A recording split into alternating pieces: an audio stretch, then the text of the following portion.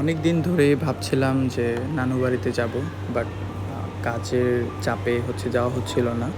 At last ঈদের পরে মোটামুটি রাস্তাঘাট সবই ফাঁকা থাকে, তাই আর কি চিন্তা করলাম যে কেন না একটু ঘুরেই আসি। তো পরিবারের সাথে আমরা রওনা দিলাম। আমার নানু বাড়ি হচ্ছে শরীয়তপুর জেলায়। তো খুবই সুন্দর একটি জেলা, ন্যাচারাল পরিবেশ, মোটামুটি গাছপালা অনেক বেশি। আর শীতের সময়ও খুব ভালোই শীত থাকে। আর জানি না এখন গরম কেমন পড়বে, বাট তাও আর কি রওনা দেওয়া। তো বসে বসে উইন্ডো সিটের পাশে বসে গান শুনছিলাম, আর বাইরে পরিবেশ দেখলাম। তো দেখতে দেখতে চলে আসলাম নানু বাড়িতে। এটি হচ্ছে নানু বাড়ির গেট। গেট দিয়ে ঢোকার পরেই নানু বাড়ি। তো এটি হচ্ছে আমার নানু বাড়ি। আর ঢুকেই যা দেখলাম সেটা হচ্ছে গাছে প্রচুর পরিমাণে আম। যতগুলো আম গাছ দেখলাম, প্রত্যেকটি গাছে পর্যাপ্ত পরিমাণে এবার আমের ফলন হয়েছে। তো আশা করা যায় খুব ভালোই আম হবে এবার। তো এটা হচ্ছে নানু বাড়ির ঠিক পাশেই। এখানে গাছে প্রচুর পরিমাণে আম দেখা যাচ্ছে। নিচে অন্যান্য আরও অনেক ধরনের ফলের গাছ আছে। এটিও হচ্ছে আমাদেরই গাছ। তো দেখি বাহিরের কী অবস্থা। বাহিরে আসতেই যে জায়গাটা বালু দিয়ে ভরা, এটা এর আগে পুকুরের মতো ছিল। এখন সেটা বালু দিয়ে ভরাট করা এবং গাছপালা লাগানো হয়েছে। এটি হচ্ছে সাগরকলা গাছ। এই গাছটি আমি যখন খুব ছোট ছিলাম তখন আমি এনে নানু বাড়িতে লাগাই। তো গাছে প্রচুর পরিমাণে আম, দেখতেই পাচ্ছেন যে কী পরিমাণ আম ধরেছে এবার। অলমোস্ট পেকে যাবে আমগুলো। এটি হচ্ছে নানু বাড়ির পিছন সাইড। পিছনে একটা নদী।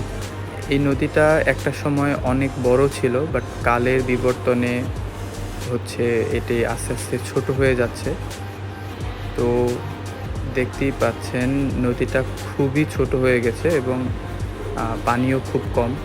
এটি ছোট একটি সাঁকো, যেটি দিয়ে সবাই এই পার থেকে ওই পারে পারাপার করে। বাট সাঁকোটার অবস্থা এতই শোচনীয় যে আমি চিন্তা করেছিলাম যে সাঁকোর ওই পারে যাব, বাট এই সাইডে বাঁশটি ভাঙা, যার জন্য আর ভয়ে ইচ্ছাই হয়নি যে ওই পারে যাব। হাতে ফোন ছিল, যদি একবার পড়ি ফোন সহ পড়তে হবে। তো এই জন্য চিন্তা করলাম যে না, আর সামনে আগানো যাবে না। তাই আর সামনে না গিয়ে পিছনে চলে আসলাম। ঠিকমতো দাঁড়াতেও পারছিলাম না, এটা এত পরিমাণে নড়াচড়া করছিল যে আমি ওই পারে যাওয়ার কথা ভাবতেই পারছিলাম না। তো আর কি করার, চলে আসলাম পিছনের এই সাইডটাতে প্রচুর পরিমাণে গাছ। মোটামুটি খুবই ঠান্ডা, আবহাওয়া ঠান্ডা। আর ওই নদীর ওই পারেই ফসলের জমি। একটা সময় এই পর্যন্ত নদী ছিল, প্লাস ওই যে গাছগুলো দেখা যাচ্ছে ওই পর্যন্ত নদীটা ছিল। বাট আস্তে আস্তে নদীটা ভরাট হয়ে যাচ্ছে। বিকজ নদীতে যদি পর্যাপ্ত পরিমাণে স্রোত না থাকে তাহলে নদী আস্তে আস্তে ছোট হয়ে যায়। দুই পারে মাটি বা বালুর সংমিশ্রণে নদীগুলো ছোট হয়ে যায়। তো একটা সময় এখানে প্রচুর পরিমাণে গোসল করেছি। অতিরিক্ত সময় পানিতে থাকার জন্য মায়ের কাছে বকাও খেয়েছি। আর এই রাস্তাটা একটা সময় খুবই সরু ছিল, বাট আস্তে আস্তে মানুষজন চলাচল করে রাস্তাটা অনেক বড় হয়ে গেছে। এই সাইডটাও একটা পুকুরের মতো ছিল, বাট এটা ভরাট করে ফেলা হয়েছে।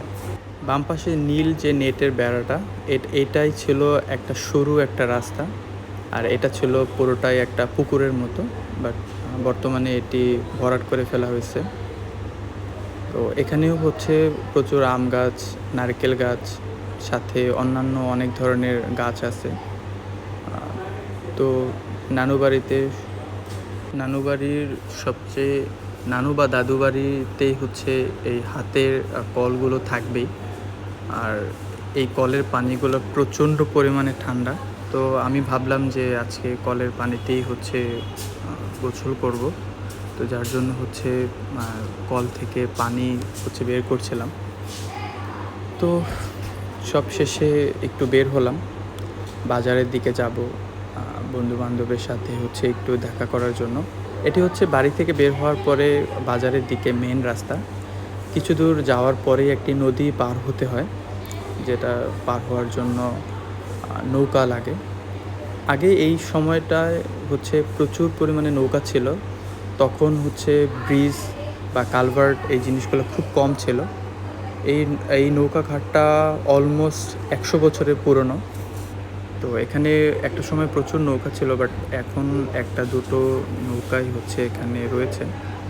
তো নৌকা দিয়ে এই পারে আসার পরেই হচ্ছে চলে আসলাম বন্ধুদের সাথে আসার পরে দেখি যে ওরা গাছ থেকে আম পেড়েছে আম বানানোর জন্য। তো আমিও ওদের সাথে অংশগ্রহণ করলাম আম ভর্তা খাওয়ার জন্য। তো আম ছোলা অলমোস্ট শেষ। এখন হচ্ছে বাকি যে মশলাগুলো লাইক মরিচ পুড়ে আনা হয়েছে, লবণ প্লাস হচ্ছে একটু চিনি, বিকজ আমগুলো প্রচুর পরিমাণে টক। তো একটু যদি চিনি যদি না অ্যাড করা হয় তাহলে এগুলো খাওয়ারই উপযুক্ত থাকবে না। তো ওরা হচ্ছে লেবু পাতা হচ্ছে ব্যবহার করছে, বিকজ লেবু পাতা দিলে আমের যে ঘ্রাণটা বা আম ভর্তার যে ঘ্রাণ এটা আরও হচ্ছে বেড়ে যায়। তো আম ভর্তা বানানো শেষ, এবার খাবার পালা। তো আম ভর্তা খেয়ে হচ্ছে আমার খালাতো ভাইয়ের সাথে চিন্তা করলাম যে একটু ঘুরে আসি। তো আমাকে বলল একটা জায়গার কথা, সাজনপুর। এটা হচ্ছে পাশেই হচ্ছে থানা। তো নানুবাড়ি থেকে প্রায় 10 কিলোমিটার দূরে একটা দিঘি। তো দিঘিটা খুবই সুন্দর, আর ঈদ বা যে কোনো হচ্ছে অনুষ্ঠানে বা যে কোনো হচ্ছে সিজনে এটা খুবই পপুলার থাকে। তো আমরা হচ্ছে সেই দিঘি দেখার জন্যই যাচ্ছিলাম। সরু রাস্তা, যাওয়ার পথে বিভিন্ন ধরনের মসজিদ, পানির ক্ষেত। তো দেখতে দেখতে চলে আসলাম আমরা অলমোস্ট দিঘির আশেপাশে। এখানে নতুন হাইওয়ে হচ্ছে, যেটা হচ্ছে চাঁদপুর থেকে, মানে চাঁদপুরের সাথে সংযোগ থাকবে সরাসরি হচ্ছে যশোর বা খুলনা জেলায় যাওয়ার জন্য। তো এই তো অলমোস্ট চলে আসলাম আমরা দিঘির আশেপাশে। রাস্তাটা খুবই বড়, রাস্তাটা মোটামুটি হচ্ছে 4 লেনের রাস্তা হবে, সাথে সার্ভিস লেন। তো চলে আসলাম আমরা দিঘির পাড়ে। দিঘিটা খুবই বড়, তো আমরা বাইক পার্কিংয়ের জন্য হচ্ছে এই রাস্তাটা ব্যবহার করি এবং বাইক রেখে আমরা দিঘির দিকে যাচ্ছিলাম। তো আমি পিছন থেকে হচ্ছে দিঘিটা দেখালাম। আর এখানে হচ্ছে এটা একটা কাঠের কারখানা। তো এই তো দিঘি হচ্ছে এই সাইডে প্রবেশপথ, এখান থেকে নৌকা ভাড়া নেওয়া যায়। এই নৌকাগুলো ভাড়া নিয়ে ঘোরা যায়। তো আমরা চিন্তা করলাম যে ওই সাইডে একটা রেস্টুরেন্ট আছে, আমরা ওই সাইডটাতেই হচ্ছে একটু হেঁটে আসি। দিঘিটা হচ্ছে সন্ধ্যার সময় খুবই সুন্দর লাগে। তো আমার খালাতো ভাইকে সাথে নিয়ে আমরা দুজন যাচ্ছিলাম, একটু পরে চুল ঠিক করছিলাম, কজ বাইকে এসে চুলের অবস্থা খুবই খারাপ। এটা হচ্ছে দিঘির মাঝখানে একটা দোলনা বসার জন্য, মানুষ নৌকা দিয়ে ওই দোলনাতে যে হচ্ছে বসে ছবি তোলে। আর দোলনার ঠিক পাশে এই জায়গায় আরেকটা বসার জায়গা, আর দিঘির উপরে একটা রেস্টুরেন্ট। তো এগুলো দেখা শেষ করে আমরা হচ্ছে দিঘির এই সাইডটাতে চলে আসলাম। এসে হচ্ছে এখানে এক চাচার থেকে ঝালমুড়ি খাবো। তো ঝালমুড়ি খেতে মানে বানানোর যখন চলছিল তখন দেখলাম একটা গ্রুপ ছবি তোলার জন্য অর্ধেক রাস্তায় হচ্ছে ব্লক করে রেখেছে। তো তাদেরই একজন পিছন থেকে এসে আবার দাঁড়ালো ছবিতে অংশগ্রহণ করার জন্য। তো এগুলো দেখতে দেখতে ঝালমুড়ি বানানো শেষ। ঝালমুড়িটা খুবই মজা। তো ঝালমুড়ি বানানোর শেষে হচ্ছে ঝালমুড়ি খাওয়া শুরু করলাম দিঘির ঠিক পাশেই হচ্ছে দাঁড়িয়ে। তো আমার কাজিনকে বললাম একটা ভিডিও নেওয়ার জন্য পুরো দিঘিটা সাথে নিয়ে।